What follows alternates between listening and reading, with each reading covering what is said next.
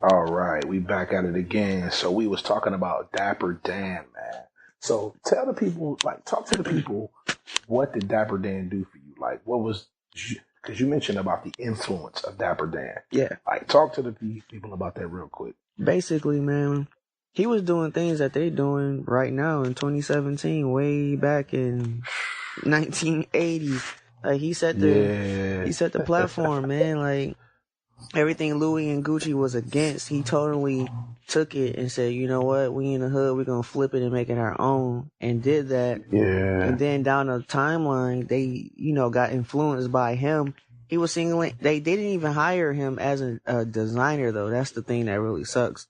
They pushed him. Wow. They pushed him away from the industry, basically blacklisting him. But he was the forefront and the innovator of what they're doing today, and they didn't even use his talent. So that's what really like inspired me to like move forward and to follow him and to brush up on the culture of what we see today. Like that's where it really started. And he had lines way up the street, like of people just flooded to him from all over the world, so that's crazy. Yeah, that's so amazing. It's such a forgotten name. But you know what, like when when I think about like, how you rock and how you flow, that's what I see, man. I see innovator. I see person that's before their time. I see confident. I see, an individual, man. You display being an individual that have had to stand the test of time. Most people don't stand the test of time, man. Mm-hmm. They give up. They quit, man. It gets too hard, man. The road gets so weary, man, that they just like, man, I can't take it no more, man. It ain't no breakthrough, but it's like you understood even from a young age, man, that I'm the person that carries the breakthrough. I'm the one that makes it happen. Me not giving up. For sure. Me, it's in me. I hold the key to that, man. Mm-hmm. And I think, that's, you've always exemplified that, man. And that's something, man, that I think that just, needs to echo in our society right now. Cause man, it's like everybody is like robots, man. Oh, everybody yeah. like zombies. The negativity, people on social media going crazy, jumping out the window, saying all kind of crazy stuff, foul stuff that people wouldn't dare say in front of people's face. You know what I mean? Mm-hmm. So it's like, in the midst of all of that, we got a positive brother that's doing so much for the culture. And see, this is the thing, man. Like you were inspired by great and innovative minds. Oh yeah, for sure. But like you, at the stage of where you're at now, what's so fascinating that I know about you is that you see yourself beyond where they are. Mm-hmm. Where your mentors are, where the people that you look up to is. And I think that that's so key in reference to like us going beyond the spectrum of greatness that we see before us, man. Oh, exactly. So, yeah, for sure. Yeah, because there's more to be done. Like there's only so much that they've done so far to inspire us to move to the next, the next realm of the culture or what we can bring to the table. Like there's nothing new under the sun, but there's always more to be done. Like I always say that, So we definitely can bring more light. But the thing that I want to bring to the table is more positivity and more creativity to the table, and basically broadening the minds of minorities to do different things as opposed to what we've been given to us. Like. We don't go outside of the lines of what we've been given. So I just want to bring that to the table, like just a new way of thinking and a new way of making money and making revenue. So yeah, basically. And the passion inside of you is what fuels you. You never been a money chaser. It's always about what passion fuels inside of you, and at the same time. You've always been about, I'm not going to sell myself out, man. Oh, no. How many times, I mean, let me just say this because I know you ain't going to say it. Mm-hmm. There's been so many times that you could have been signed to a major label, bruh. Mm-hmm. But you didn't do it because you would have sold your soul. Mm-hmm. And so many people that door open and they just run right, they jump right out the window, man, just for the sake of fame or to be on a label, man. And it's like, yo, once they cook you, you done. Of course. But you being able to stand, knowing what you want, having a plan, having a vision, man. I think that that's so important. But let me ask you something real quick. In line of, all we talking about in reference to fashion. You mentioned, talking about Buff, growing up in Buff, that's the hometown, that's the home front. Oh, yeah, for sure. Buffalo, New York, man. Niagara Falls. What do you, shout out to Niagara Falls. Shout out to Niagara Falls. Man, you know what I'm saying? Yo, listen, man. Great food. Hey, listen, the whole nine yards. Listen, let me ask you something, though. What you think about West Side Gun and Conway as it relates to hip hop, man? Wait. One more time. What'd you say? West Side, the dudes who just got signed to Shady. Oh, from West Buffalo. Side Gun and Conway, yes. Okay, yeah, what do you think about them boys, man? Okay, I think that they represent Buffalo, Niagara Falls, Rochester. So cats, like they represent that to the T because the sound of their music is so gritty and it's so hard and it's so true to the essence of that, like that particular demographic. Is perfect, man. Like when I first heard their single that just came out, I was like, yo, this is home. Like it's dirty. It's nothing nice about it. I know. And see, I think it adds such a pillar to what hip hop has already cultivated already, man. Because they telling their story from like, how they grew up and their experience. But I think that there is a culture, a strong culture of hip hop in Buffalo, in Western New York, that was never told, and now we get to tell our story. And I think I think that they were the ones. They're the catalyst that's used to create a bridgeway, if you will, to others that's gonna come. Now I believe Buff is that. on the map. Yeah, I believe that. You know what I mean? I believe that because they're the first that they got the proper amount of love to get it on that platform. They wasn't hated on because we're from Buffalo. Right. Coming from there, you get hated on so hard where people will kill you before you even make it to that platform where they're on. So therefore, I just hope that they can find a way to separate their success from the streets of Buffalo because it can be short-lived if they don't do it right. So I'm just, you know what I'm saying? I just want them to really go far. You know what I'm saying? No doubt. Well, a thought that comes to mind in light of you talking about that, I heard Lil Boosie talking about, what's the little fella that just got out of prison from New Orleans? I forget his name, the little rapper dude. Just got home. I don't even know his name. He on the tip of my tongue. But anyway, Lil Boosie was talking about, and he's been talking about, this has been the topic of his conversation anyway in reference to his own story. He said, yo, I had to get out of New Orleans because New Orleans is full of so much hate. Even though I got so much love for my city, I had to get out of New Orleans because they hate themselves, so they definitely gonna hate me. And no matter how much I give back, because they so full of self-hate, right? If I don't get out, they gonna destroy me. Exactly.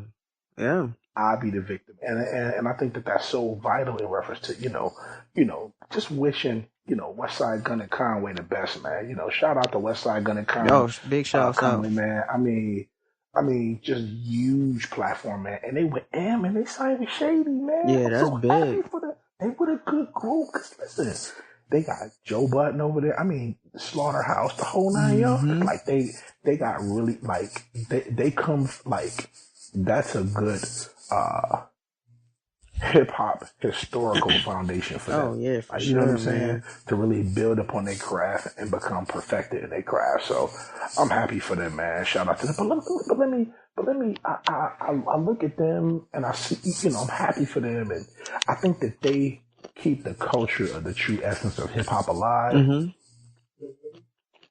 But man, I think to a degree hip hop has lost its way, or not lost its way, but I think we kind of lost. I think hip hop has kind of lost its step, man, in reference to like what we like. I think that we've lost our vision in reference to what we are trying to as hip hop lovers and hip hop artists. what we are trying to accomplish, what needs to be done Exactly. in the moving forward of our culture and our race, man.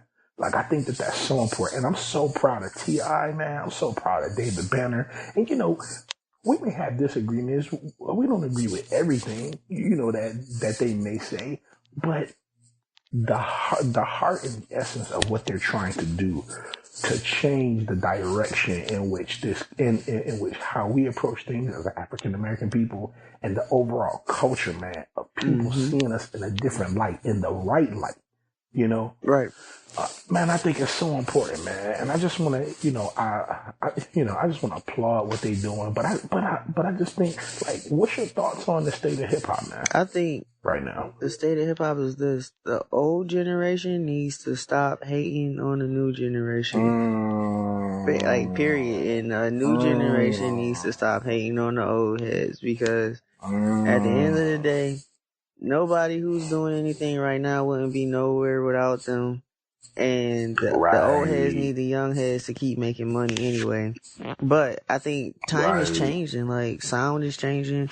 You can't expect everything to stay the same. If everything was the same, there'll be no excitement in music. I just think that we need to find a way to accept that there's different genres. There's not just hip hop. There's different genres in music now, in pop culture. So it can't be just signified as just hip hop or one lane. It's abroad, because of social media. It opened up a whole new aspect, and whoever didn't have a say so in what they liked, they have a say so now. So it's like you can't really put a stamp on where we at, but we can all kind of, throughout the changes of hip hop, unify in some way and try to accept the genres and not, you know what I'm saying? It's genres. So yeah. Oh yeah. I think that's vital. Well, let me just say this. A thought came, to me, and I was just thinking about this in light of, like, where we are, because I think that, different sects of society don't want to talk about hip hop. Either they don't want to they don't listen to it, or it's not their shade of music, or they feel that it's bad or it's evil, or whatever your place is in hip hop. But none can deny that hip hop has a very strong, influential place in what society, in the direction of where our society is going. So if it has that type of impact, we all need to pay attention in reference to what's going on with hip hop. And that brings me to my next point. I believe that there needs to be formulated a hip hop Hall of Fame. Oh yeah, for sure. And a hip hop board of directors. That means that. And see, the thing that can happen is like, you get the hip hop board of directors and hip hop Hall of Fame. So if you spend 3 years, 5 years in the game, you get a pension. Like, you know what I'm saying? That'd be super cool, bro. Certain inductees get adopted in the hip hop Hall of Fame, man. Like, you know what I'm saying? I mean, rock and roll got a rock and roll Hall of Fame, man. We need a hip hop Hall of Fame, man. And I think do you think about how having a hip hop Hall of Fame will add such a strength to the interweaving of us as a culture. Oh, for sure. African Americans, bro. That's huge. That is major. I was just like, that's shape shifting, man. Oh, for sure. And it would also put a stop to who's the best rapper alive, whatever. It'd just be a stamp, so people can just that's real. Just stop it, Stop going back and forth with it. Right. But hip hop, hip hop and rock and roll is definitely the most influential, absolutely, entertainment there is. And you're right, we do need to pay attention, because everything that goes on in hip hop, it shapes and shifts our streets, and then the next thing you know, you see everybody trying to emulate that, and it happens so fast now that social media is at the peak of its time. Like, it just happens in minutes. So yeah, that's true, man. but listen to this though, man. Because certain people, hip hop, man, want to talk about hip hop. All they want to talk about is a certain type of music or this, that, and the other. But you know what's fascinating to me, man? I saw a tweet by Lecrae. You know what that tweet said? What's that? Lecrae said, "I love Jesus and I love trap music." Hey, that's You know powerful what I'm though, saying? man. So it's just, it is powerful, man. It is like, why can't I truly, genuinely love God and love trap music, bro? Why not? You know what I'm saying? Like, why not? And it's interesting because I was looking at Jamal Bryant's Instagram today, and he in the car talking, and he listened to Future. So I thought that was hilarious. You know what I'm saying? But the average religious mind, oh, that's the devil. I knew he wasn't this and that. No. Yeah. You know, go to judging. But I'm like, yo, who really can judge a heart as it relates to music? And that brings me to my next point. I think that music, because we were brought up in Christian backgrounds and environments, man. Right. You know what I'm saying? You know, my father, uncle, your father. You know what I'm saying? Like, we were brought in, it was about really being saved. And holiness. You know what I'm saying? But and holiness, purity, man. You know what I'm saying? So it was like, but it brings me to my next point. Like, how can we black and white music when God is not black and white? Exactly. Like, and that brings me to a point. I believe that according to the reflection of the whole totality of Scripture, I believe that music is, you can't stamp music as bad if it's not gospel or worship music, or good if it is gospel or worship music. I believe that all music carries the essence of light first. Oh yeah. And also, of course, vibes. But most people don't understand that because they hear somebody say, "Oh, that's secular music, so that's bad," and you're like, "Well, wait a minute." You know what I'm saying? So you can truly say with a straight face that Michael Jackson's "Man in the Mirror" was an evil song. Heck no. No, of course not. That song came from God. Song came from God, bro. You know, I don't care how you feel about Michael Jackson. Of course. He got that song from God. You know what I'm saying? So it's kind of like, we have to kind of like if we're going to see music evolve, and if we're going to evolve as a people, we have to let some things be and stop stereotyping them and putting things in a box that don't belong in a box. You know what I'm saying? Exactly. So I think that that's very important, man, in reference to, like, what we need to do, what's going on, and, like, where we want to go. You know what I'm saying? That's a good point. Yeah. But let me, when I was thinking about you in this, the whole podcast thing, one of the things I wanted to talk about that I want more clarity on, that you know full well about, what does ownership, owning your masters, and your brand mean to you versus being signed? What's the difference? Explain to us, like, owning your masters, owning your own brand. What is a 360 deal? Yeah. Okay. So what is signing to a label? Signing to a label is restriction, basically. In this day and age of you can do whatever you want type technology, you don't have to give up 50% of your publishing or your masters. You don't have to. You could drop a song and it can blow up the next day and you can make $1 million. Like, it's that easy. So therefore, there's people. Now, do you need, well, let me ask you now. I hope you don't mind me interrupting you. Oh, for sure. Well, let me ask you, if that's the case, so I don't have to have a label to blow up. No, of course not. What do I need? What do I need to blow up? What do I need for people to hear my music? What do I need the people? And then I have another question to compile on top of the other questions I asked you. I ain't got no beef with Bird. Well, I got an issue with what Birdman did, and all that I'm hearing what Birdman did. How was Birdman able to sabotage DJ Khaled and Lil Wayne and all the other rappers that never got paid? How was he able to do that? He had control, man. Like, if someone has control over your publishing and your masters, then they can take your money. They are the person who cuts the check or who distributes the money at that point. So if a publishing company is cutting a check to the CEO, it's up to him to distribute the money at that point, So you don't have no control. So it's like giving up your life, basically. Like, you don't want to do that. Wow. So all that hard work if I'm an artist that I put in. So all right, so I'm gonna let you just finish it and do your thing. Mm-hmm. So is that what a 360 deal means, or signing to a label means? Nah, Or 360 is okay, 360 is basically we'll set you up to make money, but if we see that you're a popping artist or you have the type of attraction that we need to continue to make us money, we'll give you more money, but we're going to take a higher percentage of what you make. So basically we'll give wow. you a low percentage or a low sign-in bonus, and you take that and everything that we recoup off of what we gave you, then we'll give you a percentage on top of that after you start making money. So you're not making any money, so you have to pay that money back first, and then you get a check somewhere down the line, basically. Wow. Yeah, so it's horrible. Wow. So you take upfront money to get nothing at the end of the day.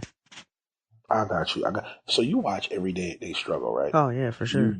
You all right. So I thought it was legitimate when Joe was asking Lil Yachty that. Mm-hmm. Like, I thought that was imperative. Oh, I thought as a young man. I thought it was legitimate, but I thought the way that he was coming Joe about came off. it was just a little bit too much. Yeah. Yeah, shout out to Joey too, man. Mm-hmm. Schizophrenia, man. Yeah, he's off the chain with it. Joe psycho, man. So gifted, man. Shout out to Joe, man. He's so gifted, man. But I just, we know how Joe could be. It seemed like Joe was a little salty, man. Yeah, everybody was saying that too. See, I think Joe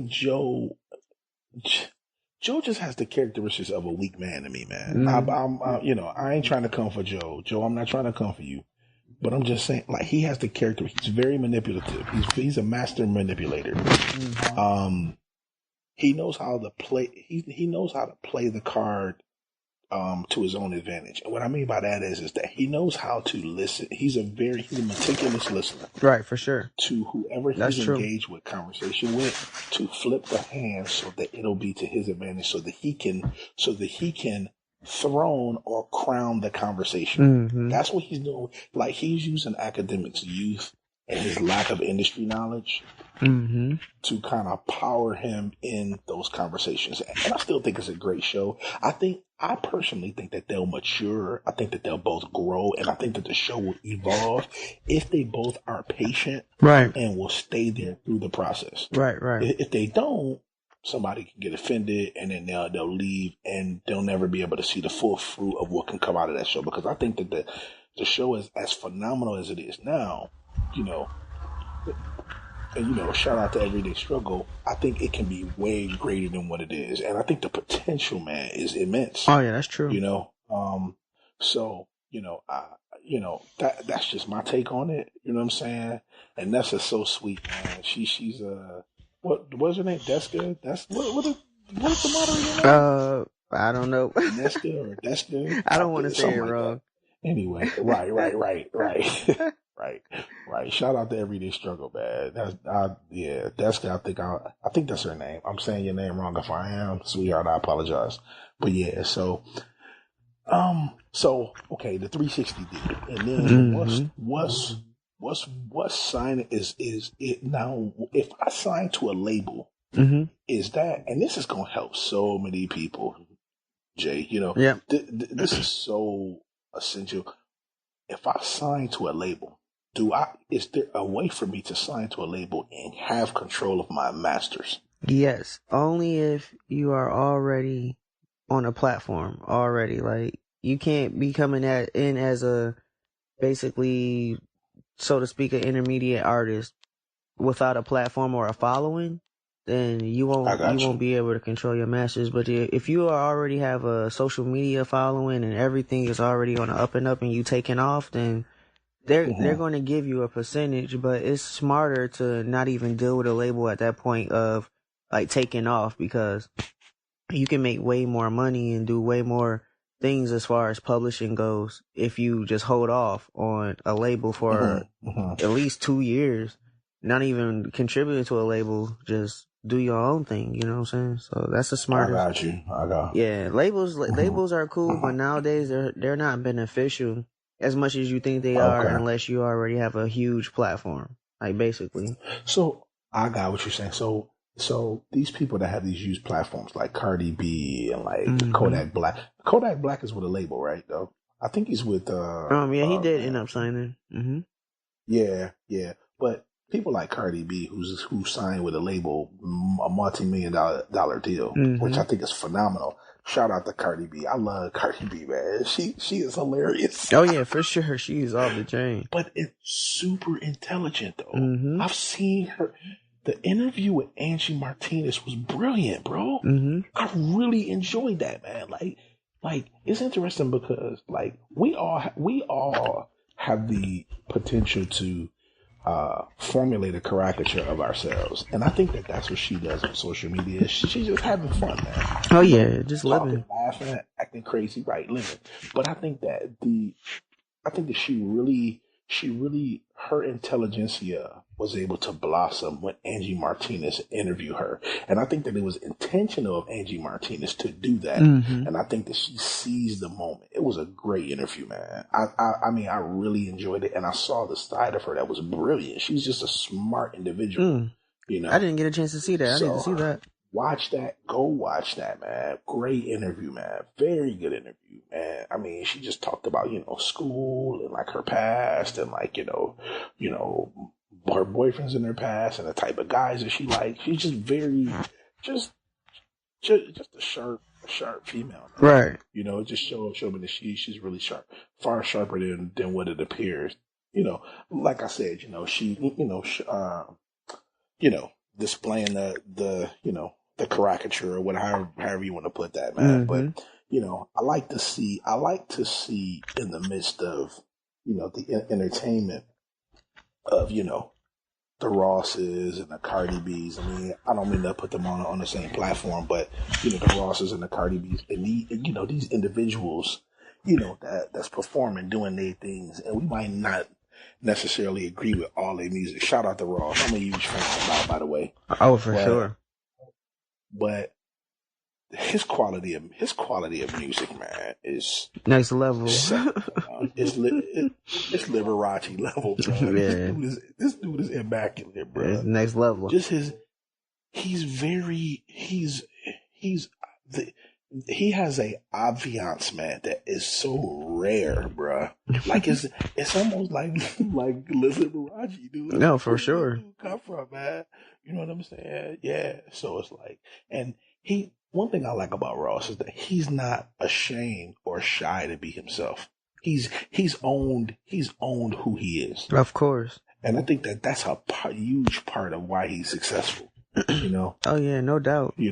That dude, man, he just like, man, I had the pleasure of meeting him, and even in person, man, he's just like, like the coolest, man. Like, I don't know, it's just like the big homie you always wanted to meet. Yeah, right. Like, exactly. For real, I don't know. It's just like he icy. He got all his jewels on, but he ain't even on that. He don't even carry out like he don't even got it on. It's just like, yo, yo, what's good? What y'all need? Like, everybody taken care of type situation. So that was dope, man. Very secure in himself. He seems very centralized and like he has a heightened sense of awareness. That's what I love about him. Like he knows what's going on. And it's like he's aired out the environment and the atmosphere where he is at all times. At all times. That's yeah, you can't teach that, man, and you can't fake that neither. No, for sure. Shout out to Ross, man. He makes his music is always quality. It's engineered very well, and it's produced very well. It's just very sound, man. And I think he's very meticulous about how I think he's very meticulous and intentional about how he displays himself sonically. And that's so important. Very because important. You can find a dope beat and you can have a great voice, but if you don't understand how your voice is sonically to certain beats, you'll miss it every time. And I think so many rappers do that. You know what I mean? For sure. So, but yeah.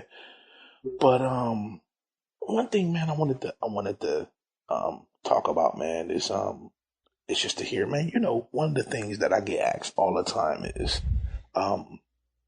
we talk about the sneaker culture, man. We always, you know, Right. people ask me, man, why you, man, you know, certain people don't understand. I used to get criticized all the time about it, you know. But one of the things that's interesting, man, is that our origin, man, of falling in love with sneakers, and the inspiration for me was your pops, man. Oh yeah. Like, I remember being, you know, at grandma's house, man, and like Uncle Jeff would come in with I remember one shoe, man, that was just the world to me, and that was the fire red threes, Oh man. yeah, The man. fire red cement threes, dude. I remember how them looked, the original joint. Yo, Them I joints is so gasped for air. crazy. Yeah, crazy, son. I'm like, yo, I want the joint so bad. You know what I'm saying? Yep. And I remember, my dad still collect I Jordans. still collect. See, and like, what is the link between fashion and the shoe game mean to you? It's just okay. A new pair of shoes is like hearing a new song, or it's like shopping. Like, you know what I'm saying? New songs is like shopping, and then getting a new pair of shoes is like hearing a new, like seeing the latest or whatever. I don't know. It's just like you can't feel fly listening to your favorite song if you ain't got your favorite sneakers on. That's real. Like, you know what I'm saying? It makes it just like getting a haircut. It just brings it to the next level. It's just that moment of enjoyment, knowing that you fresh, and if you got the exclusive kicks on, like you stepping out and ain't nobody got what you got on, and you listening to your favorite song and you enjoying that moment. It's just, I don't know, it just works hand in hand, man. Or going to the dopest party with the flyest outfit is just like second to none. Like, you knowing everybody out there just to be looked at, but everybody looking at you harder than they looking at everybody else. Right. Like, you know what I'm saying? That's a great feeling, man. Yeah. That's a great feeling to step out on the scene and you know, see, because it's something, your inner knower, when you, especially if you're a fashion person, if you're into, you know, the meticulous detail of what you got on, shoes, clothes, whatever, you know when you have on the ideal outfit for the night. Yep. You can feel the connection between your swag and your outfit. You know when you're crushing it.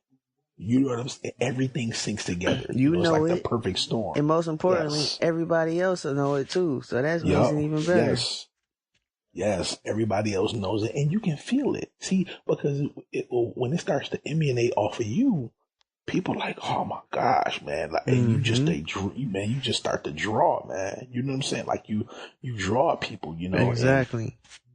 It's a magnetizing experience, man. You know, when people are like, man, like this dude got, oh wow, you know, this and that and the other. And you see, I believe one of the things I love about fashion has this is what a lot of people don't talk about. Fashion has the ability to inspire. Oh yeah, for sure. 1,000%, man.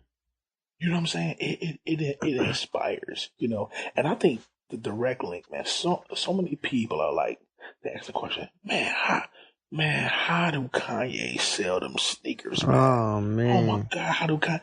But see, I believe that above and beyond the music, above and beyond the fashion, above and beyond the shoes, Kanye was born to inspire the world. For sure, man. He's just a vibe. Like, yes, he is. He's him. That's exactly right. That's exactly right.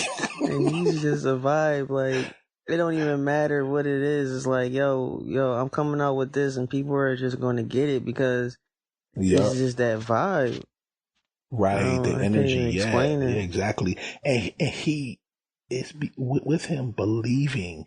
And see, I think with him, it's beyond believing that he's an inspiration. He knows that he was born to inspire and shake the world. Right. When you know that, we've been taught that that's arrogant, or that's knowing who you are. Oh yeah. You know, and when you truly know who you are, and you begin to sharpen and hone and perfect your craft, you become invincible, and you really begin to manifest what you've been believing that's in you all along. Oh yeah, no doubt. Which I think is so important, man. That's very important. I think it's so important. So let me ask. So with all that, has Yeezy jumped over the jump, man?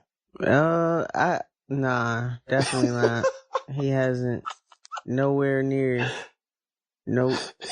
You don't think really? Nah, nowhere near. I mean, how do you explain? Wow. How do you explain Jordan's profit margin has not? Jordan lost a lot of money and gained way more than he lost. Like after his divorce and a lot of other things, Jordan has. That's real. Like nobody can top Jordan. It's too late. Like he had a head start that's like beyond belief. So I don't think anybody's can jump over Jordan's profit margin. Let me say this: profit margin and Jordan. Oh, excuse me. Profit margin and influence. Mm-hmm. I think is Jordan. Mm-hmm. And I liken Jordan and Kanye unto. Mm-hmm. Excuse me. I liken Jordan and Kanye unto the comparison between Jordan and LeBron. Mm. There is no doubt about it that LeBron has made an impact on the game. Oh, for sure. That's Kanye. Like, no, I don't think that there'll ever be anybody that Jordan is so light years ahead that I don't even think anybody will come close to second place. Definitely not. Which is Ye. Yep, definitely not. I think Ye has shown that he has the ability to transcend labels, man. Mm-hmm. Like look what he did with Louis Vuitton. Look what he did with Nike, Oh yeah. Definitely. And think about if he had as much controlling interest with Nike as he does with Adidas, what he could have done, man. Oh man. It would have been unfair. That's why they knew that. Yeah. But they knew that. They didn't want to give him that much power because they knew what he was gonna do, man. Yeah, yeah. But I compare, like, I look at it in that realm. Like Jordan is such a model of a machine. Yeah, man. Jordan is out of this world. There's no other shoe company that can drop retros and keep doing it for years, and it's the same shoe. Yes, same shoe, bro. Not only and worse materials. Yeah, the materials now is worse than they were. Way worse. Back then. Way worse. So Jordan set himself up to be the first black designer that is on a level of Louis and Gucci that ain't never going nowhere ever in life. Basically. Yeah. He did it. Like, that it's just Your thought. And nobody else have been able to do it like him. Like, that's the thing. Like, he was one of the first. So there's pretty much no way anybody can top what he's done. Cause that's his, right. Like, Kanye has his own shoe, but it's through a brand. Mm-hmm. Jordan has his own shoe, and it's his brand. Like, it's his shoe company. It's his warehouse. It's his everything. So. All right, so let me ask you. Shoe. Brand. Bold. Your thoughts on LeVar Ball? Ooh. The setup. I don't even know. I have no thoughts, man. Well, see, the thing is that it's kind of like an oxymoron because it's like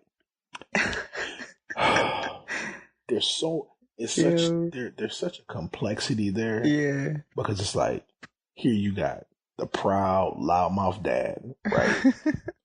Yo, the setup. The setup was so hilarious. The setup. I know, right? Yeah. So, like, but it's like, how can the backdrop is? Mm-hmm. Look at his son. His son has the potential. If you look at, all right. So the whole world knows I'm a huge Lonzo Ball fan and supporter. Mm-hmm. I think beside not even talking about his skill, I'm gonna get there. Beside the fact that he has a 42-inch vertical, That's changed. He's 40 something inch vertical. Right. That he has uncanny passing ability that I haven't seen in more than a decade. I haven't seen passing ability like that in a long time. Right. But his leadership ability, his poise. One thing that I've noticed about all of his boys is that when they losing by 50 or when they up by 70, they're all controlled. That's That, important though. they are in control of their emotions. That's huge. Yeah. You know what that tells me? That tells me that I don't give a dang on what you think about his dad. He did a heck of a job with them. Oh yeah, that's amazing. I watched the game.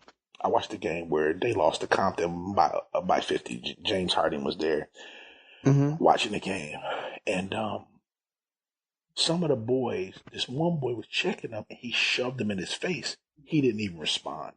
The one boy came and stripped him and shoved him with an elbow. He didn't even respond. I said,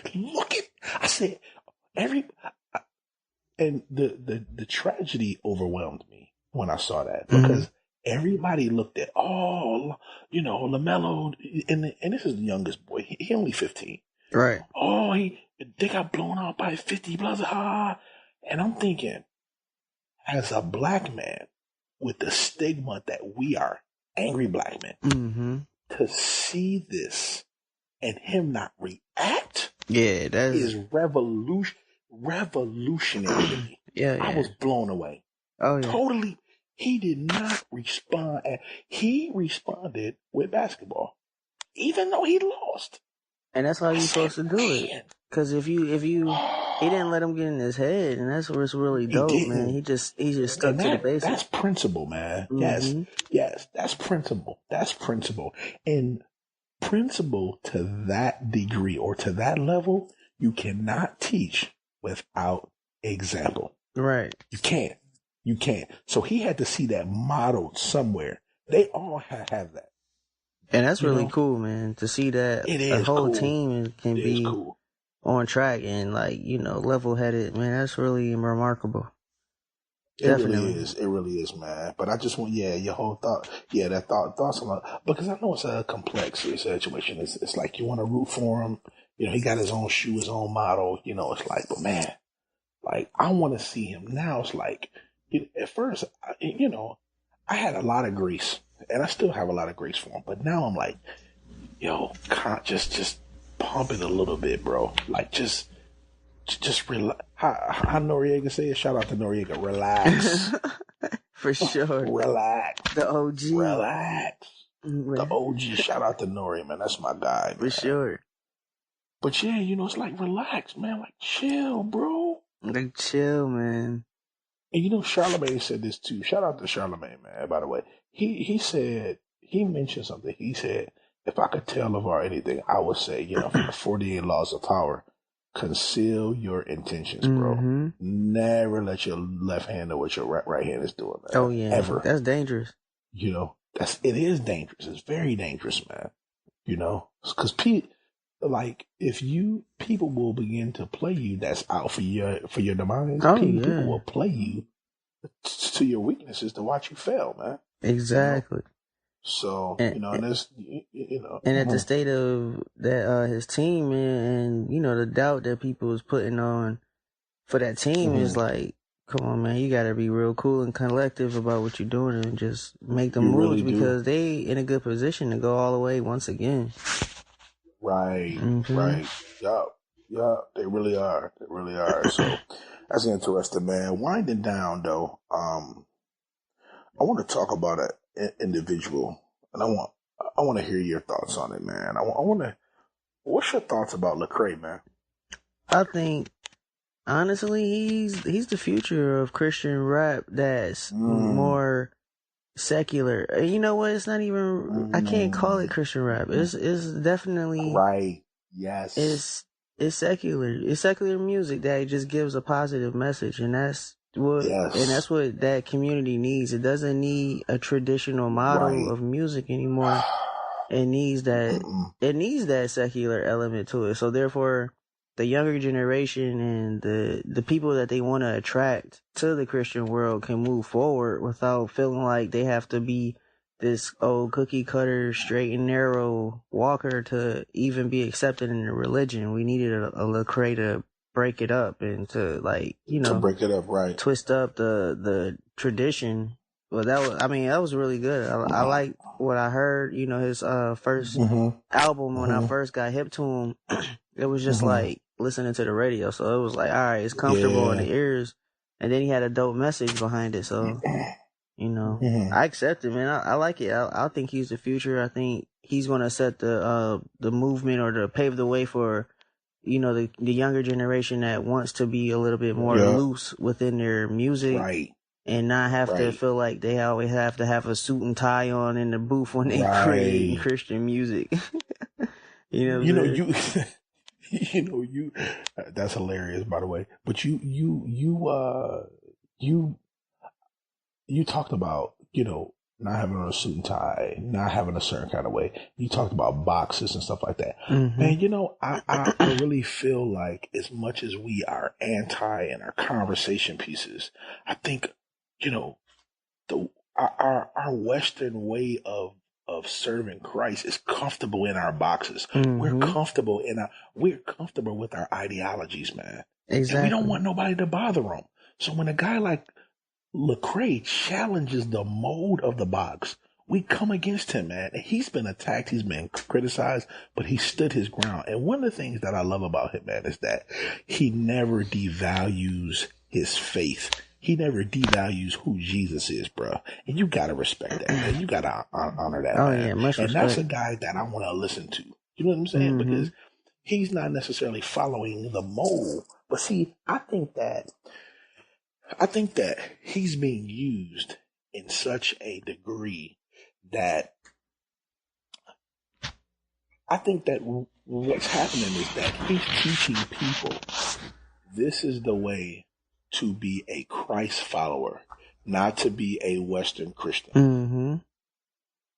You know what I'm saying? Right. Because if we begin to what are we really trying to portray as Christians in the Western world? Are we trying to get people to believe like us, or are we trying to show people this is the way to follow Christ? Exactly. You know what I'm saying? Nah, for real. What are we really trying to do? And I think that he's such a great example of that. Another one too, man, that got some dope CDs out, man, is Andy Mineo, man. Oh, fire MC. I've never heard of him. Yo, look him up, cuz he a spitter. That's dope. White boy, bad, dope, killing the mic, bro. Yeah, and not this D's and thous and all of that. No, man. Like great MCs, bro. You know what I'm saying? That can spit, And that's what I appreciate too. The real MCs, the ones who not even on the radio, like the ones who just like really paint the picture and tell the story and don't hold back. That's why I really enjoy Lecrae, man, because he expresses it from a Christian standpoint or a religious standpoint, and so from to a speak. genuine. Yeah, but it's definitely genuine with it, man. You can hear it in his music. He's genuine about it. And I'm like, that's what people need to hear, the genuine, not what we think is right or what we think people want to hear or put enough scripture in it. Nah, man, the word's supposed to be in us so that it will translate into words that they can understand when we say it. For sure. Because at the end of the day, we can't act like the preacher who's trying to teach us is perfect. Like, we can't act like they don't go home and make mistakes. Like, every single person in the church or in the religion or in the walk of faith definitely makes mistakes on a regular, on a daily, on a regular and on a daily. And that's one thing that I always try to portray at Outpour is that this ideology that because we are in positions, one thing I talk about is this: just because you see me in a position doesn't mean that I've mastered the position. Of course, it means that I've been graced to function in this position, and that I have the ability by God to function in this position successfully. That's all that means. That's all it means. But the perfection part, get out of here, man. I'm no way perfect. There's no way that I'm perfect. Of course not. I'm gonna miss it. I'm gonna miss it every. And see, these are the sacred cows that people want to keep playing, games with. Like, oh, and then when somebody fall or they make a mistake or they blow it, you want to say, oh, what happened? Just what happened to you last week, but ain't nobody say it. You know what I'm saying? Exactly. People can hide behind their closed doors or whatever all day and act like they perfect, but it ain't really like that. And that's why I try to make it very clear. If you're looking for a perfect man, if you're looking for a perfect leader, I ain't that guy. But if you're looking for somebody whose heart is pointed towards the perfect one, because that's the thing that we need to emphasize. I'm looking towards the perfect one. I'm looking towards being made mature. I'm being made. God is steadily making me and molding me and breaking me to the point where I'm learning how to display His character instead of my own character. That's a lifelong journey, man. Exactly. So I think that's so vital and important, man. But I appreciate you being on.